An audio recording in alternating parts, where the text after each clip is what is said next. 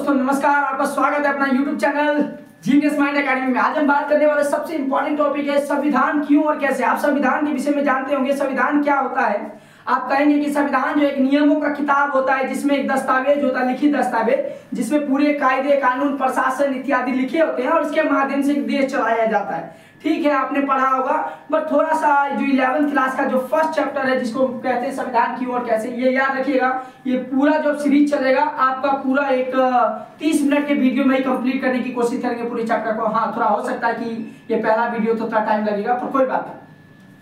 देखिए, हम बात करते हैं संविधान के बारे में। संविधान जिसे जन्म हम कहते हैं कहाँ पे हुआ, तो जन्म जो हुआ था 1215 में जो है इंग्लैंड में हुआ था। कहाँ पे हुआ था? इंग्लैंड में। वहाँ का एक राजा था जिसका नाम था जॉन किंग, और जॉन किंग ने क्या किया था, वहाँ की जनता के दबाव में आके जो एक संधि किया था, उस संधि के माध्यम से ही पहली बार जो संविधान है वो कहाँ पर आया? इंग्लैंड में आया। इसीलिए तो इंग्लैंड की संसद को क्या कहते हैं? जननी कहते हैं। जननी का मतलब होता है माँ कहते हैं, यानी कि इंग्लैंड में ही सबसे पहले हमें क्या देखने को मिला था? एक तरह से जो संविधान देखने को मिला था। चलिए, वहां का राजा जॉन किंग था, उसके माध्यम से यहाँ पे आया। फिर हम कहते हैं कि भारत में कैसे आया, भारत में इसकी नींव कैसे पड़ी। तो आप सब जानते हैं कि भारत में जो है इसकी नींव जो पड़ी थी वो पड़ा था 1773 के रेगुलेटिंग एक्ट के माध्यम से। रेगुलेटिंग एक्ट कब आया? रेगुलेटिंग एक्ट जो है 1773 में आया, और उस रेगुलेटिंग एक्ट के माध्यम से हम देखते हैं किस प्रकार से भारत में पहली बार भारत को रेगुलेट करने के लिए एक नियम, कायदे, कानून आदि को चलाने के लिए सब कुछ लिखित में होता था। और इस प्रकार से भारत में पहली बार हमें देखने को क्या मिला था? एक संविधान की नींव देखने को मिला था।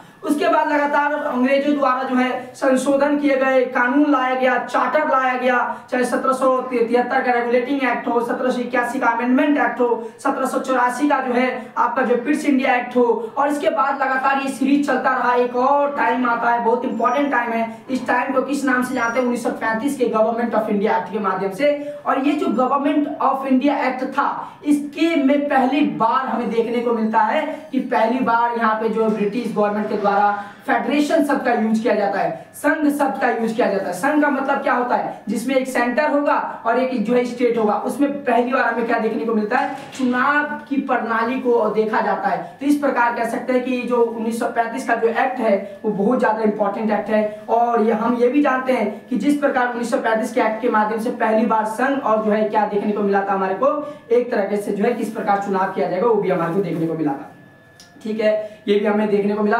पर उसके बाद भी हमारे को इंडिया में बहुत सारे परिवर्तन दिखाई देने को मिलता है। जैसे आप देखेंगे 1928 में जो है एक नेहरू रिपोर्ट आया था, उसमें पहली बार इसकी बात की गई थी। 1922 में महात्मा गांधी जी ने पहली बार संविधान के बारे में बात किया, संविधान सभा के बारे में नहीं किया, संविधान के बारे में बात किया। 1928 में आप देखते हैं कि स्वराज पार्टी की स्थापना होता है। संविधान और संविधान सभा और लोगों के अधिकार को लेकर उन्होंने बात किया। तो ये जितने भी तथ्य हैं वो सब हम बात करेंगे संविधान क्यों और कैसे वाले चैप्टर में, और किस प्रकार जो अस्तित्व में आया, किस प्रकार 2 साल 11 महीने 18 दिन का समय लगा, किस प्रकार जो 166 बैठकें हुई, प्रारूप समिति के अध्यक्ष कैसे बाबा साहब अम्बेडकर ने पूरा जो ड्राफ्ट तैयार कर दिया, किस प्रकार डॉक्टर राजेंद्र प्रसाद की क्या भूमिका रही थी, सरदार वल्लभ भाई पटेल की क्या भूमिका रही थी, सबके बारे में हम एक एक करके जानने की कोशिश करेंगे यहाँ पर। ठीक है, पहला पार्ट है ये।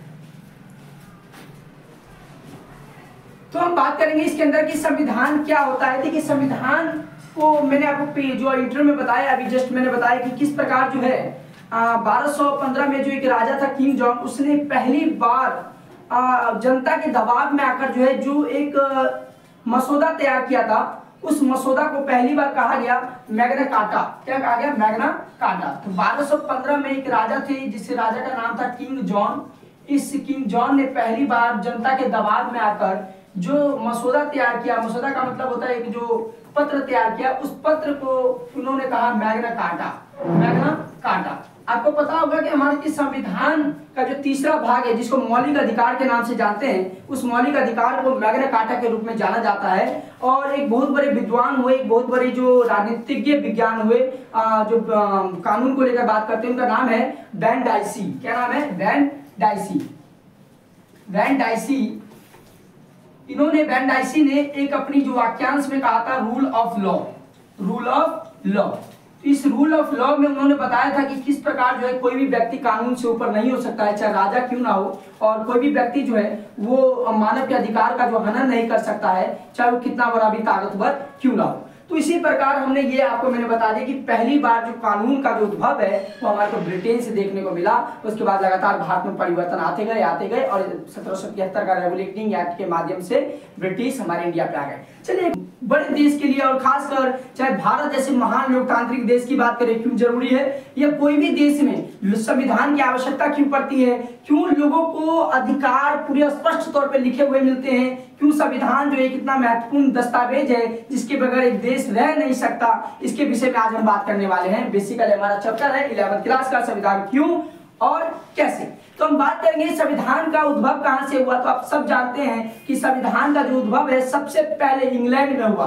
इंग्लैंड में एक राजा थे जिसका नाम था जॉन किंग, और जॉन किंग ने जनता के दबाव में आकर जो है 1215 में उन्होंने क्या कर दिया था, जनता और राजा के बीच में जो समझौता हुआ था वो उसको समझौता को मैग्ना कार्टा के रूप में जाना जाता है। तो यहाँ पे हम सबसे पहले बात करना चाहेंगे कि 1215 में एक राजा हुए इंग्लैंड में। कहाँ पे हुए थे? इंग्लैंड में एक राजा हुए थे, और राजा ने क्या किया, जनता के दबाव में आकर जो है इन्होंने एक सिग्नेचर किया, एक मसौदा तैयार किया, और उस मसौदा के नाम से हम जानते हैं कि पहली बार एक मैग्ना कार्टा शब्द सुनने को मिला था हमारे को, मैग्ना कार्टा।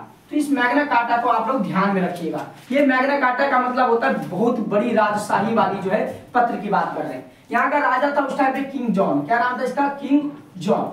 ये बेसिकली इसलिए किया गया था क्योंकि वहां पे बहुत ज्यादा टैक्स बढ़ा दिए गए थे, जो वहां पे जो टैक्स बढ़ा दिया गया था जिसके कारण जनता जो है अत्यधिक परेशान हो गए थे और उनके अधिकार का भी जो हनन हो रहा था। उस अधिकार के हनन होने को रोकने के लिए जो है वहां पे एक मसौदा तैयार किया गया, और पहली बार 1215 में हमें को ये सब देखने को मिलता है। इसके बाद एक और व्यक्ति थे जिसका बहुत ही फेमस है, विद्वान थे, कानूनी विद्वान थे, जिसका नाम था वैन डाइसी। वैन डाइसी बहुत फेमस विद्वान थे।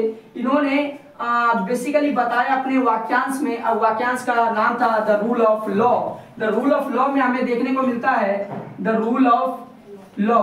इसमें हमें देखने को मिलता है किस प्रकार उन्होंने कहा था कि अधिकार वो तत्व है जिसके ऊपर सरकार भी नहीं हो, संविधान वो तत्व है जिसके ऊपर सरकार भी ना हो। यानी कि इन्होंने सीधे सीधे कहा कि सरकार या राजा जो है संविधान से ऊपर नहीं हो सकता है। तो राजा हो चाहे सरकार हो, कोई भी जो है किसके ऊपर नहीं हो सकता, संविधान के ऊपर नहीं हो सकता है। तो ये तो फिलहाल हमने बात किया कि किस प्रकार जो है अलग अलग लोगों ने क्या क्या अपने तथ्य रखे, क्या क्या बातें की थी। पर यहाँ पे बात आती है कि इंडिया में संविधान का दौर कब से शुरू हुआ, ये बहुत जानना जरूरी है। इंडिया में दौर शुरू हुआ जब इंग्लैंड आए, व्यापारी के तौर पे, व्यापार करने के तौर पे आए थे। शुरुआत में उनको अच्छा लगा व्यापार करने के तौर पे। इन्होंने देखा कि इंडिया में एकता नहीं है, और इंडिया की सबसे बड़ी कमी यही रही थी। मैं कहता हूँ कि इंडिया में एकता की कमी थी। एकता का मतलब यहाँ पे ये हुआ कि धर्म को लेकर मैं बात कर रहा हूँ, अपने पे विश्वास नहीं था अपने ही लोगों पर। इसके कारण जो है इनका फायदा उठाते उठाते हमने देखा किस प्रकार 1757 की जो है एक लड़ाई हुआ जिसको हम कहते हैं बैटल ऑफ प्लासी। तो आप देखेंगे कि किस प्रकार जो है 1757 में एक लड़ाई हुआ, उसको हम कहते हैं बैटल ऑफ प्लासी के नाम से जानते हैं। ये बैटल ऑफ प्लासी कहाँ पे हुआ था? तो बंगाल में हुआ था, जिसमें वहाँ का जो राजा जो था सिराजुद्दौला वो हार जाता है, नवाब था वो हार गया। उसके बाद एक और लड़ाई हमने देखा, उसका नाम था बैटल ऑफ बक्सर। ये बैटल ऑफ बक्सर जो है ये 1764 में हुआ था, और जैसे ही 1764 में बैटल ऑफ बक्सर हुआ, इसमें क्या आता है, इसमें भी अंग्रेज जीत जाते हैं, और इसके बाद जो है उसकी जो पकड़ जो इंडिया के ऊपर धीरे धीरे धीरे धीरे मजबूत होता चला जाता है। और इसके बाद आप देखेंगे इंडिया में जैसे ही अपनी पकड़ मजबूत करता है, उसके बाद इंडिया में एक काम स्टार्ट कर दिया उसने, एक कानून को पास किया 1773 में, रेगुलेटिंग एक्ट। अब यहाँ से मैं आपको टॉपिक थोड़ा सा कनेक्ट करूंगा कि कैसे इंडिया में आना स्टार्ट हुआ। तो 1773 में अंग्रेजों द्वारा जो है एक नियम बनाया गया, उस नियम को कहा गया रेगुलेटिंग एक्ट। अब रेगुलेटिंग एक्ट का मतलब होता है किस प्रकार चलाया जाएगा, किसको? भारत को।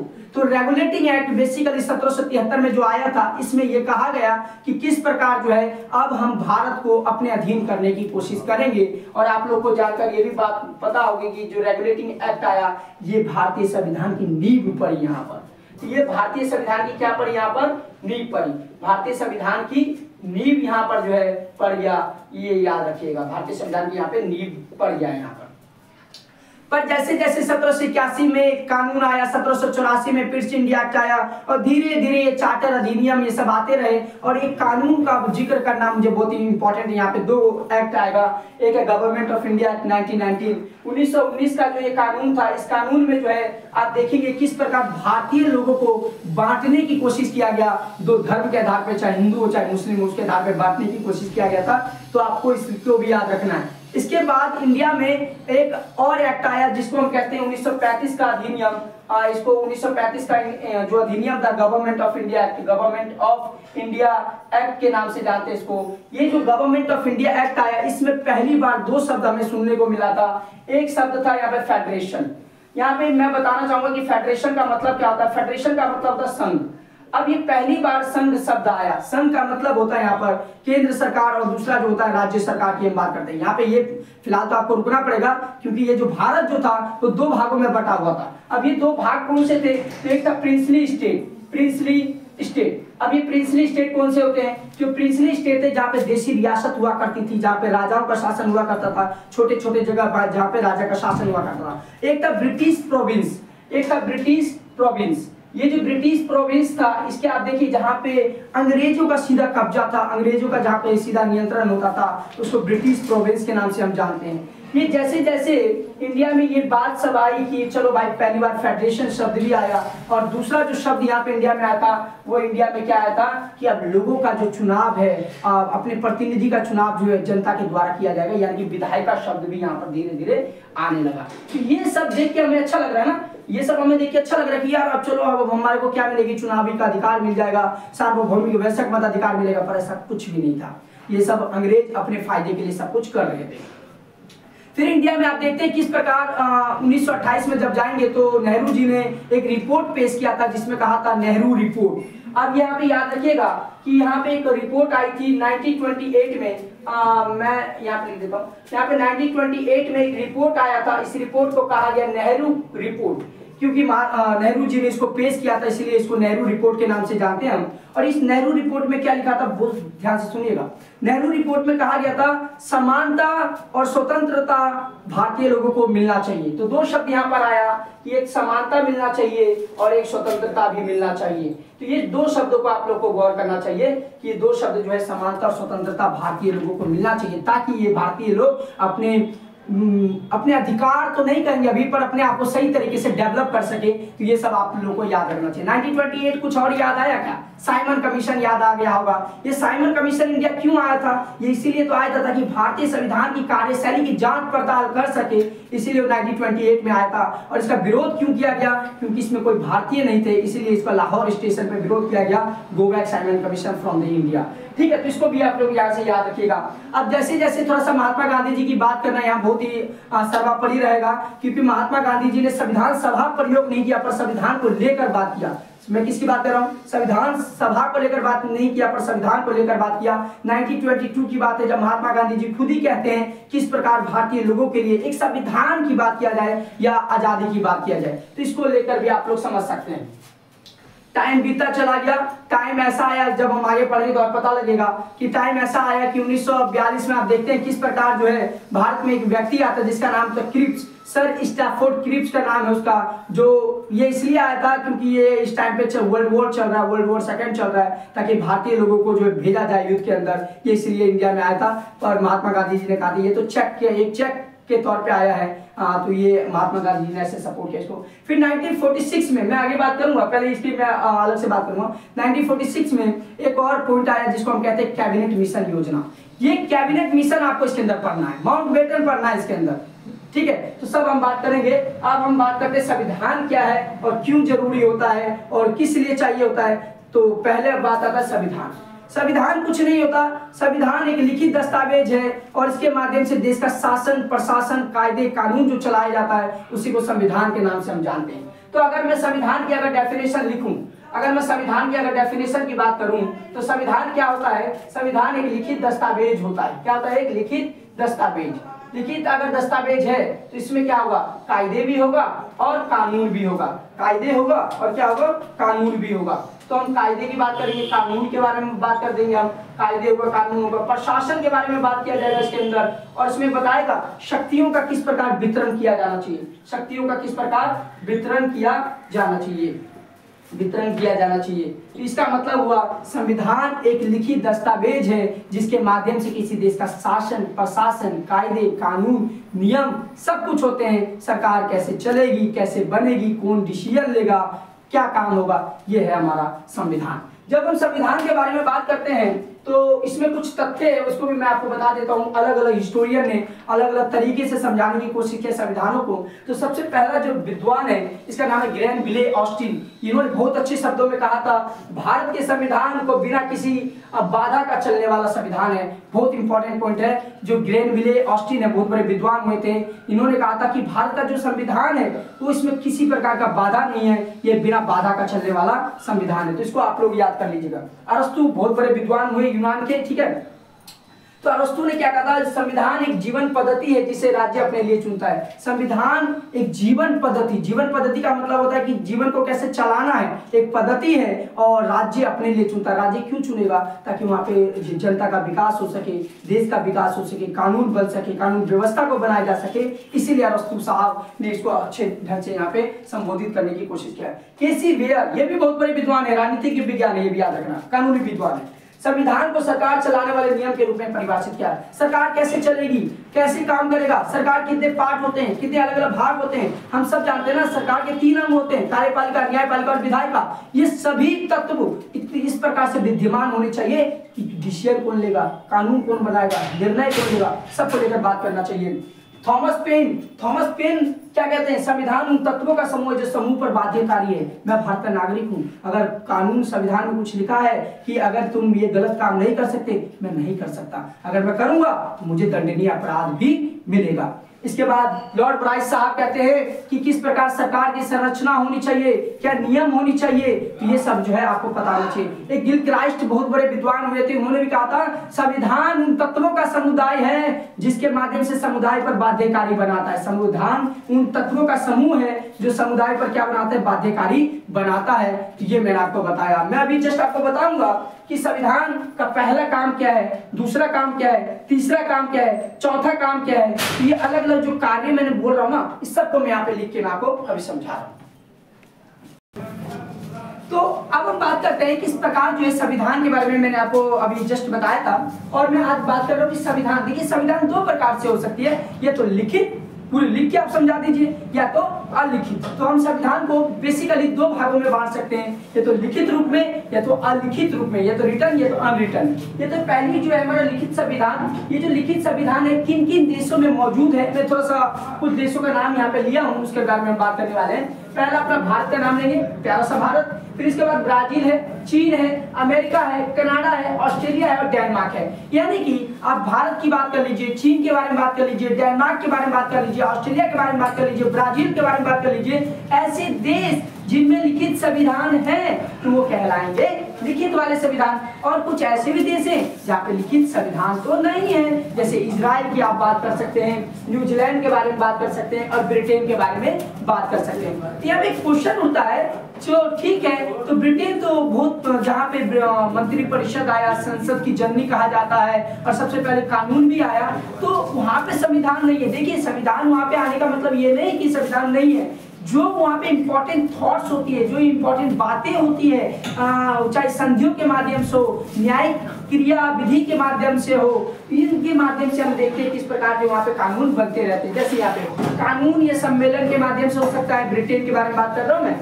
न्यायिक निर्णय जो जुडिशरी निर्णय के लेकर बात करते हैं और संधियों के माध्यम से लेकर हम बात करते हैं, वो इस तरीके से हमें देखने को मिलता है।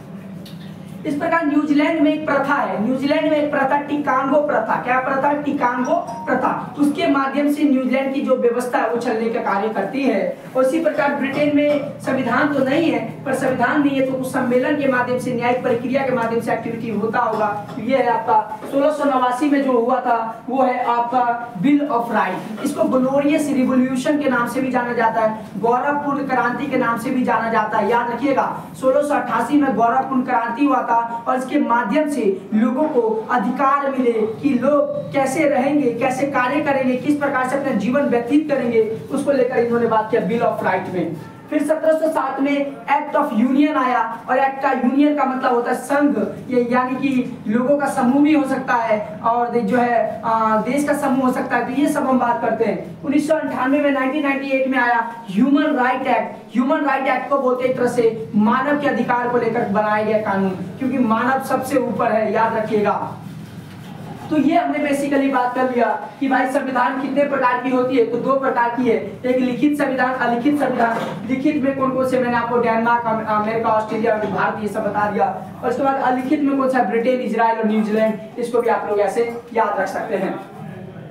अब यहाँ पे क्वेश्चन होता है, वेरी इंपॉर्टेंट क्वेश्चन, बहुत ही इंपॉर्टेंट क्वेश्चन है, याद रखिएगा, वेरी वेरी इंपॉर्टेंट क्वेश्चन है ये। इसका नाम है हमें संविधान की आवश्यकता क्यों है, why do we need a constitution, हमें क्यों इसकी आवश्यकता पड़ती है। तो पहला जो संविधान का जो कार्य कहता है वो कहता है संविधान तालमेल एवं भरोसा दिलाता है। तो संविधान क्या दिलाता है, तालमेल दिलाता है। संविधान क्या करता है, तालमेल और भरोसा दिलाने का काम करता है। मान लीजिए आपको मैं ऐसे समझाऊं कि समाज में अलग अलग जाति, अलग अलग धर्म, अलग अलग नस्ल, अलग अलग तरह के लोग रहते हैं, उन लोगों को कौन भरोसा दिलाएगा कि तुम्हारे बीच में कभी हिंसा नहीं होगा, तुम्हारे बीच में कभी दंगा नहीं होगा, तुम्हारे बीच में कभी लड़ाई नहीं होगा। इन सबको कोऑर्डिनेशन करने का जो काम है वो हमारा संविधान करता है। इन सबको जो है एक करने का काम संविधान करता है। इसीलिए तो भारत के देश को क्या कहते हैं, विविधता का देश कहते हैं, क्योंकि जहाँ पे 8 प्रकार की धर्म हो, 1652 करीब बोलियां बोली जाती हो, और इतनी और 22 भाषा को संविधान में दर्जा दिया गया हो, इस प्यारे से भारत को क्या बोलते हैं, विविधता वाला देश कहते हैं। तो इसका मतलब हुआ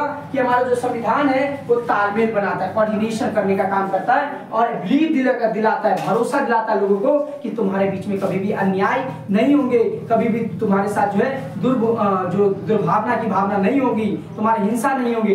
तो इन सब के बारे में कहते हैं। जैसे देखिए यहाँ पे धर्म के बारे में, जाति के बारे में, लोगों के अलग अलग व्यवसाय हो सकते हैं, गरीब अमीर हो सकता है, अगर इसमें कभी किसी प्रकार से दंगा हो जाए, उत्पन्न हो जाए, तो इनको शांत करने का काम हमारे यहाँ पे कौन करता है, संविधान के माध्यम से न्यायपालिका करती है। याद रखना, पहला पॉइंट क्लियर है कि संविधान तालमेल एवं भरोसा दिलाता है, और किसके माध्यम से, न्यायपालिका के माध्यम से।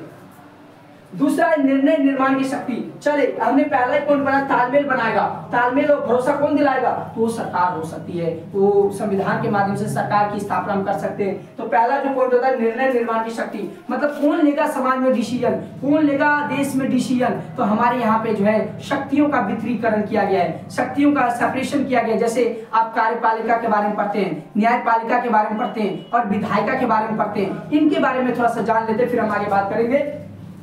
तो सबसे पहले मैं विधायिका के बारे में बात करता हूँ, विधायिका क्या करती है, इसके बाद यहाँ पे कार्यपालिका, कार्यपालिका क्या करती है, और इसके बाद जो हमारा जो है न्यायपालिका, और न्यायपालिका क्या करती है। ठीक है, विधायिका का काम इतना है, विधायिका मतलब होता है लेजिस्लेटिव, लेजिस्लेटिव में जिसमें संसद में लोकसभा और राज्यसभा आता है, इसमें जो भी कानून की प्रक्रिया होती है, जो भी कानून बनता है वो हमारा लोकसभा और राज्यसभा में ही बनता है। ठीक है, याद रखिएगा। तो विधायिका बेसिकली क्या काम करता है, कानून बनाने का काम करता है। क्या करता है, कानून बनाने का जो है काम करता है। तो इसको भी आप लोग याद रखिएगा। कार्यपालिका क्या करती है, कार्यपालिका कानून को लागू करने का काम करता है, और न्यायपालिका क्या करता है, न्यायपालिका इसे जो है जांच पड़ताल, उसको देखने का, उसको समझने का जो है काम करती है। तो इस प्रकार से जो है निर्णय निर्माण की शक्ति के बारे में हमने बात किया कि किस प्रकार जो शक्तियों का वितरण किया जाता है, किस प्रकार इसको बांटा जाता है, किस प्रकार लोगों के बीच में एक निर्णय लेने की बात यहाँ पे की जाती है। तो इसको भी आप लोग को याद रखना है। 2 पॉइंट हो गए।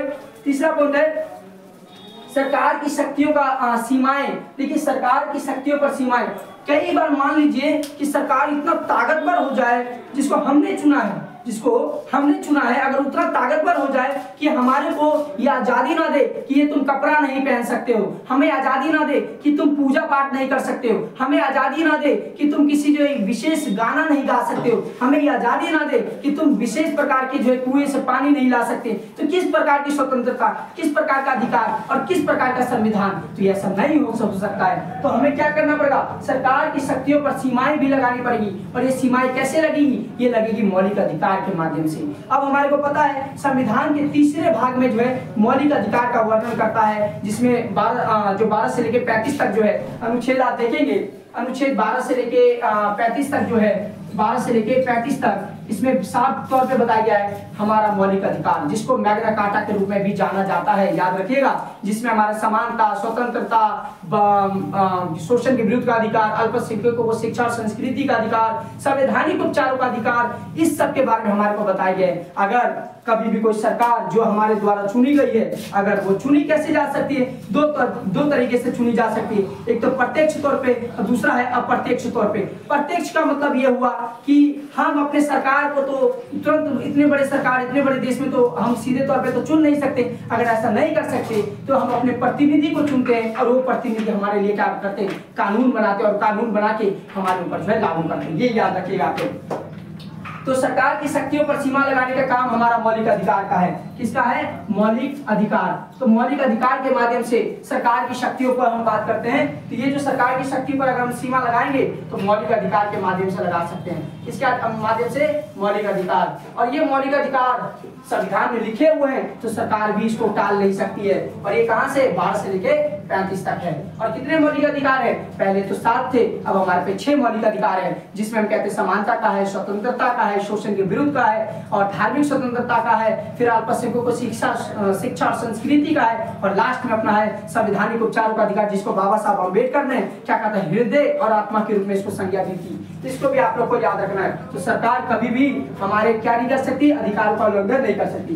लास्ट जो है आपका वो जनता की आकांक्षाओं को पूरा करना। जनता की आकांक्षा क्या? मेरी आकांक्षा है, मेरी आकांक्षा है अच्छा शिक्षा पाना, मेरी आकांक्षा है अच्छा से स्वास्थ्य प्राप्त करना, मेरी आकांक्षा अच्छे से मेरे घर में रहना, मेरी आकांक्षा है मेरे को अच्छे काम मिले, मेरा आकांक्षा है कि मेरे जो आने वाली जो भी पीढ़ी है उसको सही तरीके से गोल मिले। यानी कि जो जनता की जो आकांक्षा को लेकर जब हम बात करते हैं तो आपको पता होगा जो हमारा जो राज्य की नीति निर्देशक तत्व है, जो हमारे क्या है राज्य के नीति निर्देशक तत्व, ये किस आर्टिकल में है? तो आप कहोगे 36 से लेके 51 तक है। ये 36 से लेके 51 तक है, भाग 4 में है, ये भाग 4 में। और ये बताता है कि किस प्रकार जो है राज्य अपने नागरिकों को जो भी सुविधाएं जरूरत होती है, चाहे सुविधा हो सकता है शिक्षा, चाहे हो सकता है स्वास्थ्य, चाहे हो सकता है तुम्हारा जो है रोजगार, तो रोजगार की बात हम कर सकते हैं, चाहे वो तुम्हारा शांति हो, तो ये सब के बारे में हम बात करते हैं। ये जो भी, चाहे पर्यावरण के बारे में बात करें हम, तो ये सब हम बारे में हम बात करते हैं। और ये सब जो है राज्य के ऊपर डिपेंड करता है कि राज्य इसे लागू करे या ना करे। ये न्याय योग्य नहीं होता, याद रखिएगा। अब थोड़ी सी बात करते हैं, जब मैंने यहाँ पे बात किया निर्णय निर्माण की शक्ति, तो आपको पता होगा सरकार 3 प्रकार से भी हो सकती है, चाहे वो तानाशाही हो, चाहे वो राजतंत्र हो, चाहे लोकतंत्र हो। तो आपको पता है राजतंत्र में जो भी कानून बनाया जाता है राजा के माध्यम से ही बनाया जाता है। राजतंत्र में जो भी कानून बनेगा ना, राजतंत्र में जो भी कानून बनता है, मैं इसको लेकर बात कर रहा हूँ, निर्णय निर्माण की शक्ति को लेकर बात कर रहा हूँ। तो निर्णय निर्माण में राजा कानून बना सकता है, राजतंत्र में राजा कानून बनाता है, ये याद रखना। फिर यहाँ पे एक सोवियत संघ के बारे में बात कर सकते हैं आप। सोवियत संघ जो कि 1989 में टूट गया, 1991 में टूट गया, उसमें एक पार्टी था जिसका नाम था कम्युनिस्ट पार्टी। क्या नाम था? कम्युनिस्ट पार्टी था। और ये 70 सालों तक राज किया और इसी को एक केवल अधिकार था कानून बना सकता है। जबकि भारत जैसे ऐसे देश में, लोकतंत्र जैसे ऐसे देश में नहीं है, लोग अपने प्रतिनिधि चुनते हैं और प्रतिनिधि चुन के उनके लिए कानून बनाते हैं। इसके बाद हम थोड़ा सा भी और बात करेंगे किस प्रकार जो है संविधान सभा का स्वरूप, संरचना कैसे हुआ, इसके बारे में हम बात करेंगे।